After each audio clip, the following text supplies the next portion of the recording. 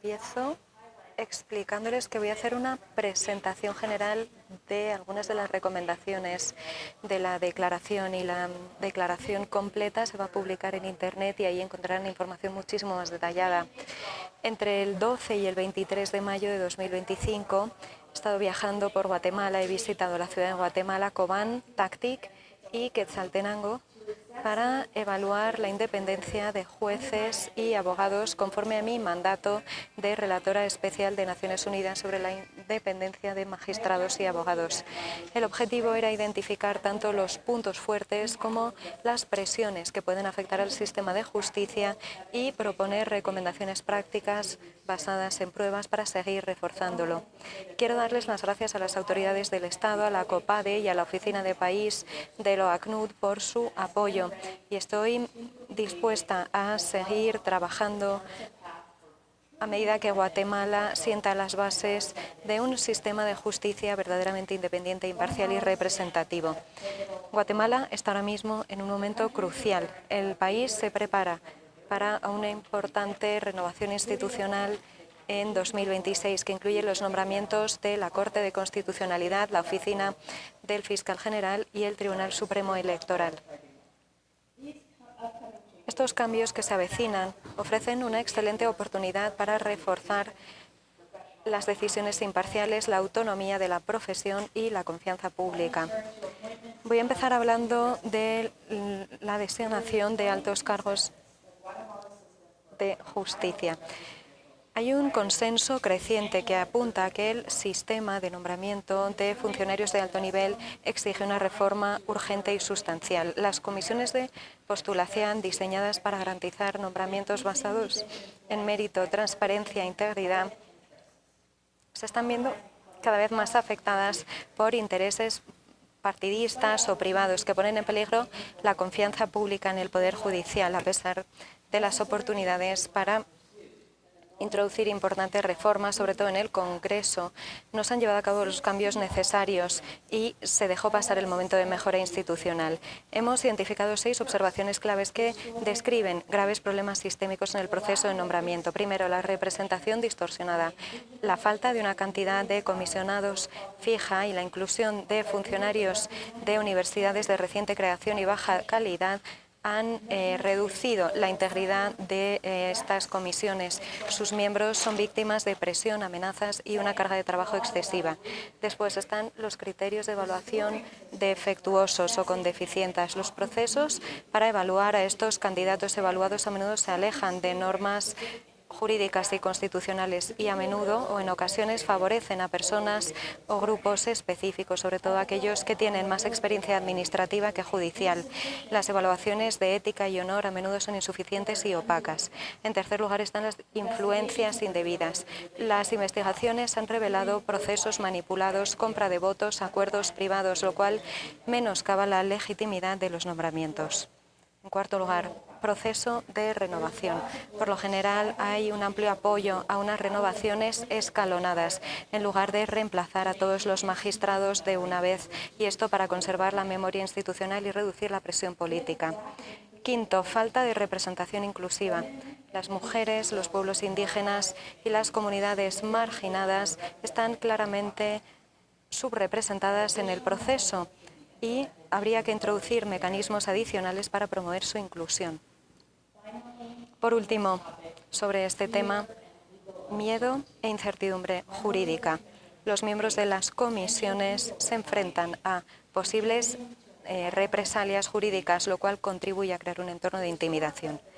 Para restaurar la credibilidad y armonizarse con las obligaciones internacionales, Guatemala debe contemplar reformas legislativas y posiblemente constitucionales, garantizar transparencia en el proceso de selección de 2026 y reforzar la participación de la sociedad civil. Las reformas deben incluir criterios de selección definidos públicamente, entrevistas abiertas, públicas, unas evaluaciones del rendimiento rigurosas y una justificación transparente de todos los nombramientos. El proceso de nombramiento de cargos judiciales en Guatemala debería ser pues sometido a una serie de reformas profundas para armonizarlo con las normas internacionales. tendría que haber una cantidad de miembros de las comisiones que sea fija y equilibrada y que incluya a miembros del sector académico, la sociedad civil y representantes indígenas. Y estos miembros deberían estar protegidos de presiones indebidas y de una carga de trabajo poco razonable. Asimismo, habría que seguir unos métodos de evaluación uniformes basados en capacidad, integridad y de adecuación y honorabilidad, con unos criterios publicados claramente con antelación. Asimismo, habría que introducir entrevistas sustantivas y justificaciones escritas de cada decisión. Es importante reforzar las normas sobre conflictos de intereses y excluir a aquellos candidatos vinculados con corrupción o crimen organizado. Es importante también que haya un registro claro de los candidatos para evitar negociaciones a puerta cerrada o compra de votos. Recomiendo una renovación escalonada. Si se renueva solo una cantidad de magistrados en cada uno de los ciclos, se preserva la memoria institucional. Recomiendo además que se incluya de forma proactiva a mujeres, pueblos indígenas y otros grupos infrarrepresentados. Todos los criterios de selección, puntajes y decisiones finales tienen que publicarse por escrito y la sociedad civil tiene que poder observar, auditar y presentar informes sobre cada fase del proceso. Paso ahora a hablar de la carrera judicial y la administración. La ley de la carrera judicial fue una reforma hito que tenía por objetivo profesionalizar el Poder Judicial en Guatemala para que pasase a ser un sistema transparente basado en méritos y con una supervisión independiente por parte de un Consejo de la Carrera Judicial. Sin embargo, con el Decreto 7/2022 se invirtió esta tendencia al redefinirse al Consejo como un órgano técnico subordinado a la autoridad de la Corte Suprema. Así, este tiene amplio control centralizado sobre nombramientos clave y órganos disciplinarios. Y esta concentración de funciones administrativas dentro de la Corte Suprema plantea importantes preocupaciones, aleja a los magistrados de sus funciones judiciales básicas y presenta un conflicto de interés, sobre todo cuando se considera o se percibe que la Corte está siendo sometida a influencias políticas. Se me ha hablado de traslados arbitrarios, así como de prácticas de nombramientos con motivación política. Así, los jueces me han dicho sentirse presionados a seguir las líneas de algunos instrucciones políticas. Recomiendo, pues, establecer ese órgano independiente autónomo que se encarga de nombramientos, evaluaciones de desempeño y decisiones disciplinarias, dotado de un personal independiente a diferentes niveles. En segundo lugar, recomiendo unos criterios de traslado objetivos. Los traslados o reasignaciones deberían estar prohibidos a menos que se basen en criterios objetivos públicos que vayan acompañados de razones escritas de las que pueda conocer el juez afectado. Asimismo, habría que introducir unos informes de disciplinas transparentes con cantidad, por ejemplo, de denuncias presentadas, resultado de las investigaciones y decisiones. Paso ahora a hablar de formación y capacitación. La Escuela de Estudios Judiciales tiene un papel fundamental para reforzar el Poder Judicial del país. Sus programas de formación, sobre todo en deontología, derechos humanos e independencia judicial, y su integración de la jurisprudencia regional son señales positivas. La reciente colaboración con la Oficina del Alto Comisionado y la Oficina de la ONU sobre Droga y Delito para desarrollar un nuevo modelo de independencia judicial basada en consultas con jueces y magistrados es algo que resulta especialmente prometedor. Aún así, persisten los desafíos. La dependencia de la escuela a la Corte Suprema puede limitar su independencia a la hora de fijar prioridades, asignar recursos y garantizar la continuidad de los programas. Sigue habiendo importantes lagunas en los programas de formación, sobre todo en ámbitos como el debido proceso, el derecho de los pueblos indígenas, el control de las convenciones y constitucional, lo cual a menudo no se aborda como es debido o se considera algo opcional o facultativo. Para conseguir un poder judicial realmente independiente y competente es fundamental reforzar la autonomía de la escuela, ampliar el acceso a los programas desde todo el país y crear mecanismos para evaluar el impacto que tienen estas formaciones. En cuanto a la profesión y la educación en el ámbito judicial. El papel que tienen las universidades guatemaltecas en este sector merece especial atención, sobre todo habida cuenta de la proliferación de instituciones privadas con unas normas académicas bajas. Muchas parecen estar más centradas en conseguir estar representadas en las comisiones de postulación que en formar con educación de calidad.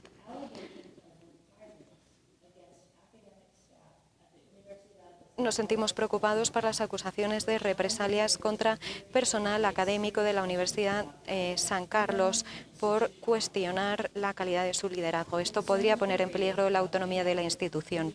Asimismo, me han llegado ecos de preocupaciones porque no se incluye, como es debido, la competencia cultural, el pluralismo o los derechos de los pueblos indígenas en la formación de los futuros jueces y abogados. Y estas lagunas contribuyen a unas prácticas que no llegan a cubrir las normas de derechos humanos internacionales, sobre todo en lo que respecta a tierras ancestrales y recursos, lo cual menoscaba la justicia en la sociedad guatemalteca, que es muy diversa. Es, por tanto, fundamental reforzar la formación.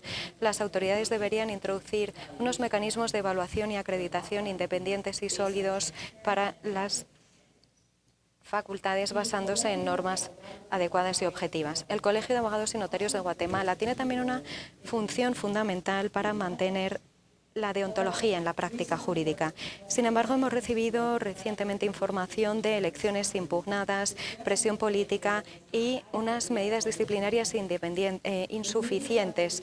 Los cargos recientemente electos a la cabeza de la institución deben velar por reinstaurar su integridad mediante unos procedimientos disciplinarios transparentes y un firme compromiso a la observancia de la ética. Por último, el IDPP, el Instituto de Defensa Pública Penal, atraviesa retos estructurales y operacionales. Para ellos así es más difícil ofrecer una asistencia jurídica efectiva e independiente, sobre todo en las regiones indígenas. La falta de personal, las limitaciones logísticas y la falta de intérpretes afectan el acceso a la justicia, lo limitan y contribuyen a crear desequilibrios sistémicos. El Gobierno debería velar porque el Instituto disponga de los recursos adecuados y esté bien protegidos de influencias indebidas para garantizar el derecho a una representación letrada justa.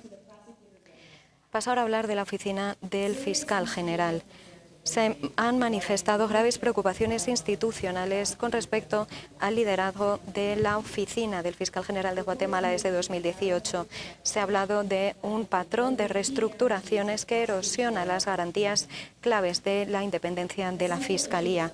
Una cuestión fundamental es el marco disciplinario jerarquizado en el que la fiscal general ejerce su control sobre todas las fases del procedimiento, desde que comienzan las investigaciones hasta las apelaciones y audiencias.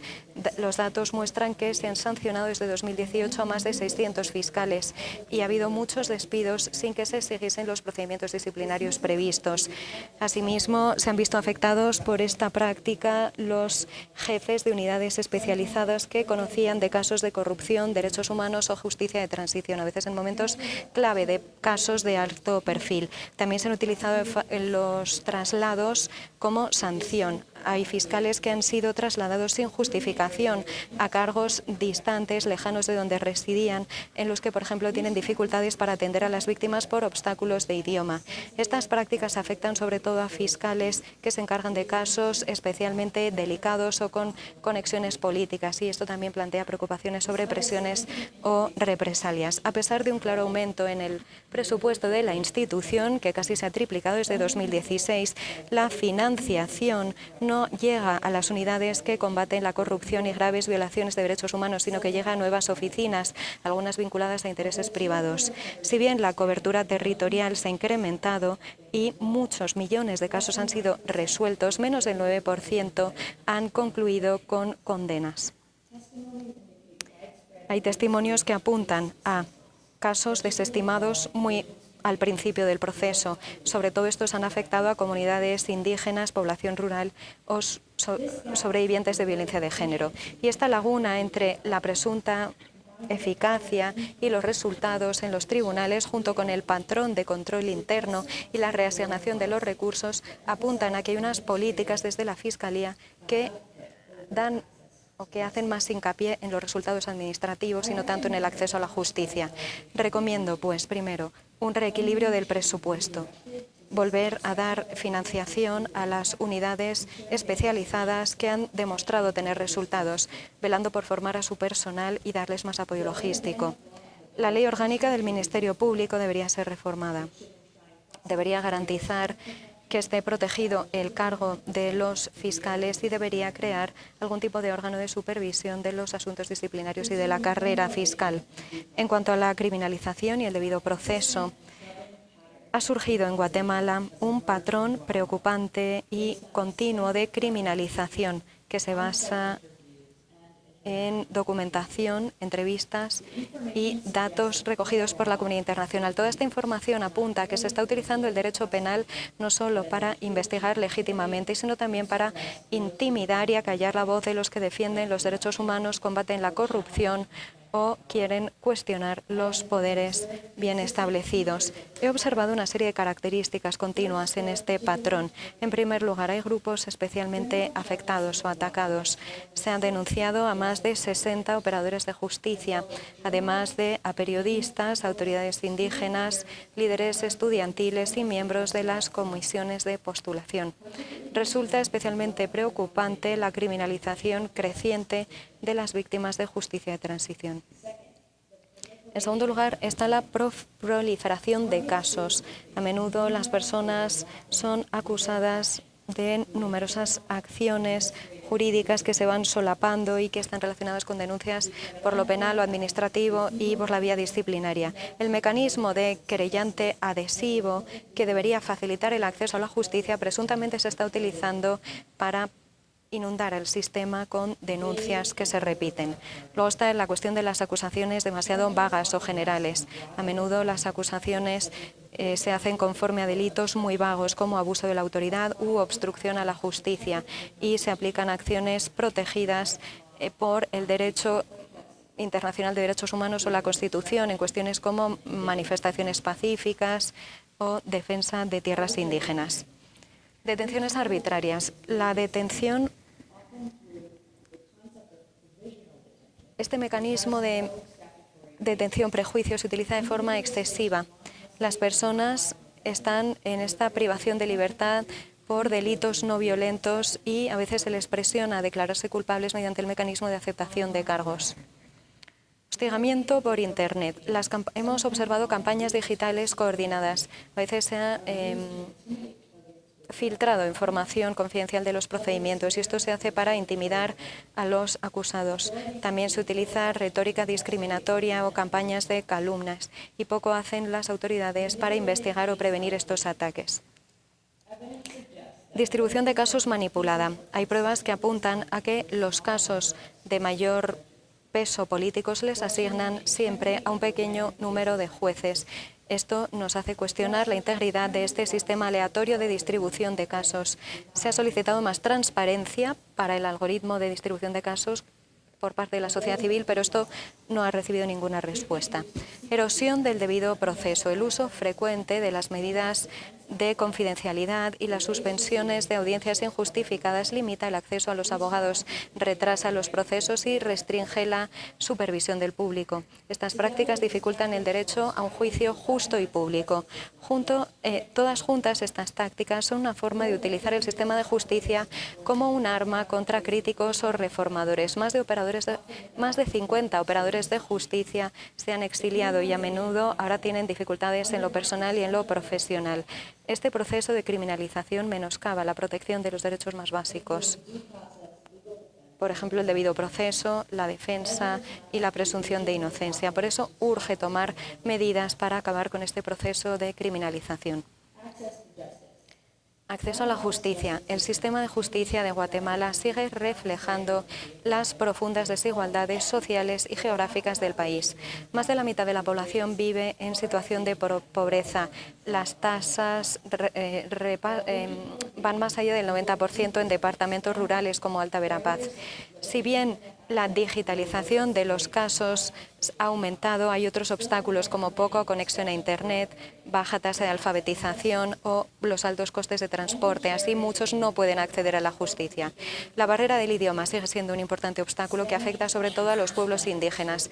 A menudo el español es el único idioma que hablan las autoridades y funcionarios del sistema judicial. Sin embargo, los guatemaltecos hablan 22 idiomas indígenas. Hay pocos intérpretes, lo cual menoscaba la participación de estos pueblos en los procedimientos. Las mujeres y las personas LGBTQ+ también tienen que enfrentarse a una discriminación estructural profunda en el sistema de justicia. Los supervivientes de la violencia de género, algunos de tan solo 14 años, tienen que esperar muchísimo tiempo o a veces no sucede nada. El femicidio abunda y hay pocas condenas. Las mujeres trans también se han topado con numerosos obstáculos jurídicos e institucionales. Incluso los jueces que apoyan los derechos LGBTQ+ han sido víctimas de represalias. A pesar de estos cambios, también he visto esperanza. Hay una sociedad civil muy activa y comprometida en el país y que trabaja con mucho rigor. Los trabajadores de justicia de las comunidades tienen un papel fundamental al tender puentes y colmar lagunas, sobre todo en las zonas más alejadas. No solo se habla de los derechos humanos, sino que esto también se lleva a la práctica, y esto gracias a la labor también de una oficina del Alto Comisionado local accesible y que trabaja con dedicación. Y estos esfuerzos demuestran la fuerza y la resiliencia de las comunidades comprometidas con la justicia y la dignidad humana. El próximo ciclo de nombramientos del año que viene es un momento fundamental para institucionalizar la transparencia, los méritos y la diversidad en todo el sistema de justicia del país. Así, pido al Ejecutivo que apoye públicamente y facilite estas reformas, que apoye a las víctimas de criminalización, incluidos los que están exiliados, y que contemple invitar a mecanismos de supervisión internacionales cuando convenga. Y apoyo las recomendaciones de la Comisión Interamericana de que el Gobierno solicite un seguimiento independiente del nombramiento y de la evaluación del Ministerio Público. También recomiendo al Legislativo dar prioridad a la despolitización de los procesos de nombramiento judiciales, restaurando unos órganos de supervisión independientes y armonizando las leyes nacionales con normas regionales e internacionales de derechos humanos. Urge llevar a cabo estas reformas, pues de ellas depende la democracia. Recomiendo al Poder Judicial respetar las normas del debido proceso, auditar los mecanismos de distribución de casos y garantizar una plena aplicación de las garantías de los derechos constitucionales e internacionales. Recomiendo, además, que se investiguen todos los casos que podrían ser criminalización. Recomiendo a la Oficina del Fiscal General renunciar a estos procesos de criminalización. Deberían también armonizar la asignación de recursos con las prioridades del interés público, así como reforzar las garantías para la carrera de los fiscales. A lo largo de mi visita, por lo general, se ha manifestado la opinión de que el sistema de justicia del país está sometido a grandes presiones y esto va acompañado de una falta de actuaciones. A menudo los funcionarios han hablado de la separación de poderes, de la independencia judicial y del Estado de Derecho para insistir en que la solución está en otra parte. Si bien respetar los límites institucionales es fundamental en una democracia constitucional, esto no debe ser una excusa para no actuar cuando son atacados los derechos fundamentales. El Ejecutivo está muy bien posicionado para fomentar que se renueve la confianza en el Estado de Derecho en el país. El Legislativo debería trabajar rápidamente para despolitizar a las comisiones de postulación y el Poder Judicial debería seguir de cerca los casos penales que podrían ser criminalización. La Oficina de la Fiscalía debe detener los traslados arbitrarios y acabar con la criminalización, y los jueces deberían apoyar y promover los derechos humanos.